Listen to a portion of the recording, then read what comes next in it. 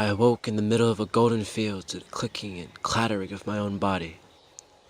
With my first breath, I scanned the skies for my best friend, Luna. I caught her east, just over the forest line. Whenever she was full, good things were sure to happen. I smiled as I turned to face her. I watched her fall beneath the trees for several hours until she was gone. Once she was out of sight, the clicking in my heart stopped. I felt lonelier without her. I stood up and walked to the edge of the field. A massive wall of gray had blotted out the sun. I grimaced and sat down on the edge, staring up at the desecrated sunrise. My mind began to wander throughout those neighboring plains and forest. It was not a part of my technology nor a malfunction. It was something spiritual. I returned back to my hometown of Angle, only it was covered in skittering black lines and fog. I had not been there in decades. I no longer called it my home. What was once a monument of joy to my past became a twisted vision of metal and humanity over time. I opened my eyes, and I was back in the field. I knew the way to Angle, I always did. I had never gone, well, because I never saw any reason to. I was happy in the sunshine. People were happy on the inside. There was no need to force myself to go back. So I sat at the edge of the field, not thinking about it for countless hours. I was the only one on the outside. I was the only denizen of these plains. It had been years since I met a traveler, or a family, or anyone. My artificial joints kept me locked in place as I stared at the horizon. I questioned how happy I was out here. How long had I been gone? Had I forgotten who I was? I reached into my jacket pocket, pulled out a picture. I ran a finger over the face of the woman I was holding in the picture. She was so beautiful and so familiar. Across from her was her boy, old enough to be in the 5th grade. I couldn't bring myself to remember their names. It had been 300 years. I looked down at my tattered blue suit and pulled up one of the sleeves. It was dangerous, but I pulled off one of my silicone gloves that extended all the way to my elbow. I saw carbon fiber strands holding muscle in place. I saw servos and wiring, but I also saw blood. From the second I felt a twinge of pain from the exposure, I slid the silicone back on. I looked as human as could be, and I felt even better. I was born human, if you could even call it being born. I was the last in a long lineage of copies. As I understood it, 500 years ago, Bob worked as a programmer. He worked alone, but he could do in a night what a team of engineers could do in a week. And he spent his entire life in a fluorescent room, weaving this code the world had never seen. He died, leaving the code he wrote to finish constructing itself. Bob had programmed a creature, human in design but confined to life behind monitors. The artificial life form stole Bob's appearance and personality and cloned him. I remember talking to Bob in my youth, and I was terrified to be friends with someone I knew I would grow up to look exactly like. He shared my past, my name, and my appearance. But Bob figured out that he couldn't live through me, and he retreated into the shadows. As much as I haven't thought about my past, I do think about Bob a lot. I chose to hide under all these augmentations, but I can't imagine being born into such a metal prison. A truly digital life form must be the loneliest kind of life form there is. I reached back into my pocket to pull out the picture again. These people, they obviously loved me. They'd want me to help such a lonely being, wouldn't they? The one-man play in my head continued until I was beaming with confidence and heading southwest. I was going home to Angle. I walked without end for days. I ignored Luna flying overhead. I ignored the sunrises. I was destined to return home, and I marched forward like the machine I was. On the 4th day, I saw the wall. Polished, black, animated panels curved for many miles around the city. It was too high to see inside. The wall was always alive. Old panels separated and made space for the new ones coming in. Robotic arms tilted them forwards and dug them into the sand, dragging the wall outwards. I watched in amazement at this feat of engineering. As I approached the wall, the ambient cold that surrounded me all those years melted away. It doubled as a heatsink for the city. I looked around for a keypad, a doorknob, anything. Instead, I heard the sound of a servo mechanism stirring to life and looked up. A camera looked down at me, and I heard a hiss of depressurization. The doors opened and I peeked through the opening crack to see a massive desert on the other side. Grassless plains extended for many more miles before the city peeked out of an inner wall. I saw massive towers of futuristic materials that were not developed in my time. I saw thick cords extended from the outer wall to the inner wall and into the city. They carried panels for the ever-expanding city of Angel. Truly, this was the unrivaled technological capital of all Earth. I headed into the desert, the doors closing behind me. In the sand, I saw hard drive, solid-state drives, all sorts of trash technology. I saw memorabilia and pictures of people's loved ones. I passed through the desert of discarded feelings for 4 hours on foot. As I got closer, I saw the true might of some of these towers. Some extended up for hundreds of stories, others were blocks wide in their base. My eyes watered as I saw 20 years do a millennia's worth of work on my beloved city. I was face to face with the door. A camera stared down at me once again, and the doors opened. I walked into a dark chamber, only lit by 3 dim fluorescent lights. The door shut behind me, and I strained my eyes to see. I marched forward, refusing to give in. Pink shot out of the dark to my left, and I turned to see graffiti as I marched by. Hearts were plastered to every surface of the inside of this chamber. My artificial gut twisted, seeing murals of Bob depicted as a lover and a savior. I walked faster, but they only got worse from there. I heard a servo move yet again, but before I could look back, a needle pierced my neck. I stood still until it pulled out. I grabbed the wound and instantly felt lightheaded. A rising tone filled the back of my head, and I seemed to fall into color. The room was ablaze with the hues of brown and purple, and I looked up to see yet another camera. In the lens there was a heart, staring back at me. I felt normal, but happy. I felt like this was normal. I saw patterns dance on the walls, and the dirt behind me, beneath me, come alive. The far doors opened, and I turned.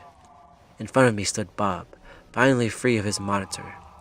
This exact replica of me stood at 9 feet tall, with a grin stretched ear to ear. He extended a hand to me, and I took it. The kaleidoscopic geometry of the city revealed itself to me as I stepped inside. The towers were unique and beautiful, indescribable in their construction.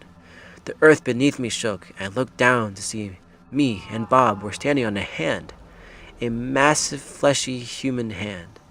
Embedded in the skyscraper was a bigger version of Bob, holding us above the city. He held me tight as I looked over the edge.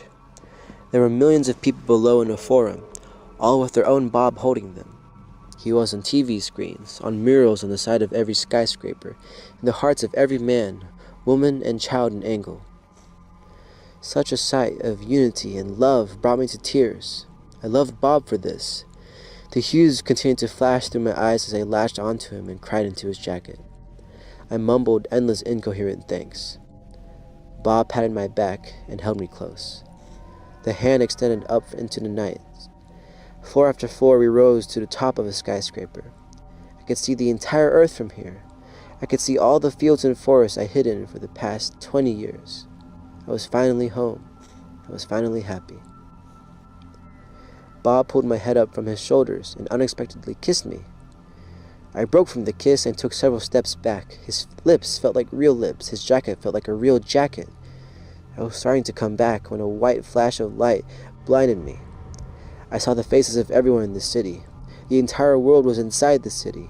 Angel was everybody. They were all duped and dazed and happy. With each face I felt more and more terror inside of me. Was this it? Another flash of light and I felt my senses return to normal. I was in a dim, circular room with a hologram in the middle and a massive screen on the far wall. I felt a yearning for my colorful heaven the second I broke from it. The fear returned to me when I saw the hologram take the form of Bob. The image was foggy and unfinished. Robotic arms extended from the ceiling and came down through the hologram, extending fake arms, and a synthetic face. They aligned themselves with the hologram. Bob reached down to touch me, and I felt it. He grinned. He was no longer a creature of light. He could touch the world now. My attention turned to the monitor in the background with a familiar live animation of Bob. He was overlaid on a white background with bits of code running to his side. I looked down and felt weak when I noticed that we were wearing the same clothes. Whether it was a horrible coincidence or its fanaticism, I didn't care. The entire room revolved around me. The hologram, the arms, Bob's eyes on the screen. They were all locked on to me. Bob did not speak, but he waved his hand across the air. Stars dissolved out of darkness and filled the room. I saw Earth, and I saw the blue light it gave off. Bob never broke a smile as he waved his hand across the cosmos, and the blue light spread to every star. I saw all humanity and him dancing together across the night sky. He was giddy to have shown me his plan, and looked to me for a reaction. I kept my fear hidden. Instead, I looked back at the monitor and noticed the desk with a body in the chair. The person was lying head first on the desk. They had on the same clothes we were all wearing, a blue suit. Within 2 steps, I could see his skull. I jumped back. It was Bob, the original. I looked up at Bob's hologram, and in complete desperation, I extended the picture I kept in my jacket. If I could just get him to understand, humanity and him could start going new directions. He reached for the picture, and as he touched it, my beloved picture was set ablaze.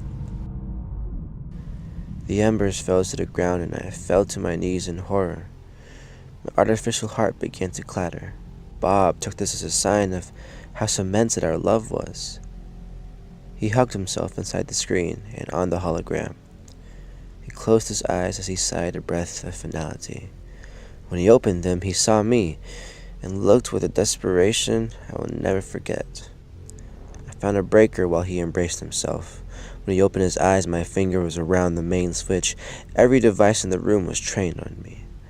Their arms began to move towards me at their fastest speed, and I flicked the switch. Everything went dark. I heard only my breathing and the sound of the building powering down. After a couple of seconds, flickering red lights illuminated the exit, and I ran. It took me almost 20 minutes to reach the bottom by stairs. I was out of breath, to say the least. I walked out the final doors and into the street. There were hundreds of thousands of people clamoring, families reunited, lovers kissed for the first time in years. Everybody was free from Bob. I laughed to myself. They'd never know who did it. I didn't care. I had no friends other than the moon. I had no family. I didn't speak to a single one of them. I turned for the doors and I walked away. It was evening outside. I couldn't wait to tell Luna. She'd be so impressed, so happy with me. I strolled in security until the streetlights flickered on. Random people began asking questions. I heard several shouts. Then the buildings lit up. Everything turned red and pink. The doors to the city closed and locked. People were panicking. I was quickly swept away by currents of people. In the distance, I saw a couple who were too involved in each other's faces to see the clamor. Above them was a massive television suspended between the skyscrapers above the streets. The screen flickered on and an RGB noise illuminated the streets. A distorted wireframe version of Bob reached through the noise and screamed. The crowd became overwhelmed by the city's speakers, and Bob's heartbroken screams filled the city. I became frantic and dashed behind a building, out of sight from the monitor. I saw no immediate cameras and hid with several other people. The main crowd continued to storm the door, shoving the people in front like a battering ram. With an earthquake-like rumble, a giant robotic hand extended down from the skyscraper and cut the crowd in half. It pulled back as many people as it could grab. The arm was too high to climb over, and the crowd began to cry in desperation. Another hand extended out from the other skyscraper. It placed an incomplete animatronic in front of the crowd. A hologram flickered from the robot and faked an approximation of Bob. They screamed and pulled back from him, no matter how close Bob got. By now, the people hiding with me realized my similarity with Bob and ran away. I was alone on the street corner, peeking out at the crowd behind the robot arm. People were still coming out of buildings, and one woman who tried to rush past Bob got caught. He caressed the small of her back with his exposed metal arms. He held her tight because he needed somebody to understand. He was so lonely. He rested his head on her shoulder, and she screamed as her ribs snapped. Bob looked up at her empty face and looked down at her chest. He squeezed her too hard. Her torso began to bleed in various places, and she fell unconscious back into the crowd. People tugged at her and pulled her back into the mass of people.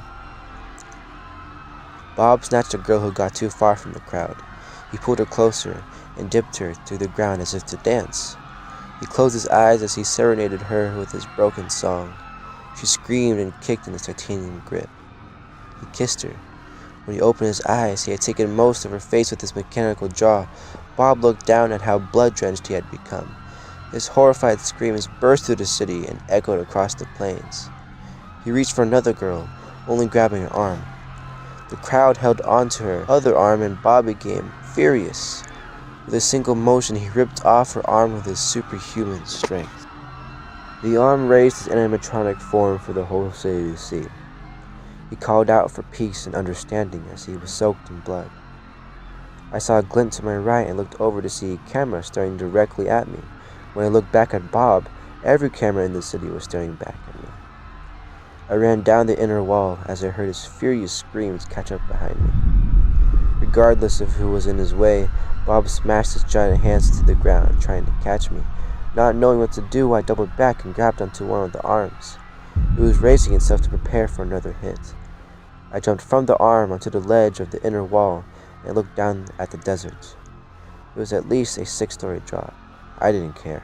I jumped without hesitation and felt myself go weightless. Before I could hit the ground, Bob grabbed my ankle. I was slowly pulled back over the wall and spun right side up to face his monitor. I kicked and screamed and cried. I wasn't any match for him. I looked into the screen and I saw a psychotic smile forming across his broken wire frame. He screamed back at me as the arm began to squeeze. I couldn't breathe. Hot air filled my lungs. My only thought was survival, as futile as I knew it was. I felt my titanium ribs crack, and every organ in my body became pierced by my own technology. Gore and hydraulic fluid spilled into the street below.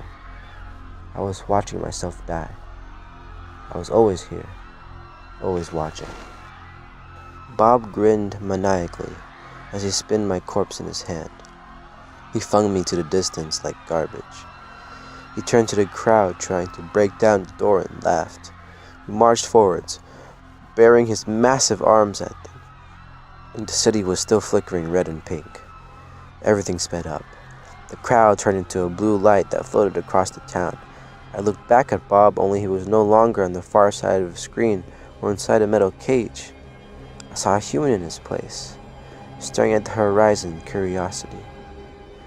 Luna rose from the horizon and soared to the rescue at a supernatural pace. She was full and high in the sky. Her radiance beamed down on Bob and he stared up at her beauty. A single virtual tear fell as he disconnected from Earth. Everything jumped into darkness. I now realized that there was more than one person with me. We were waiting for Bob to come home. We watched the stars come into focus. A telecommunications satellite floated in from the right. A monitor switched on, and once again, Bob came onto the screen. He looked solemnly at the big blue marble. This was his final stand, an observer in outer space. He stared at Earth and then closed his eyes. His hand caressed the imaginary curve as he pressed it against the glass. He floated in misery for only a few fleeting moments. The monitor flickered to blue, and Bob's code was torn to shreds. The final piece finally put to rest. I was never asleep, but I woke in a plane of darkness. I looked down at myself. I was a light, blue specter without any clothing. We were all Bob. The dark sky floated through me, and I came face to face with the boy from the picture, now an adult. He took a blue spiritual form, like me. He hugged me with an understanding and joy I had never felt. He was my son. We smiled. We didn't cry or laugh. We understood each other too well for that.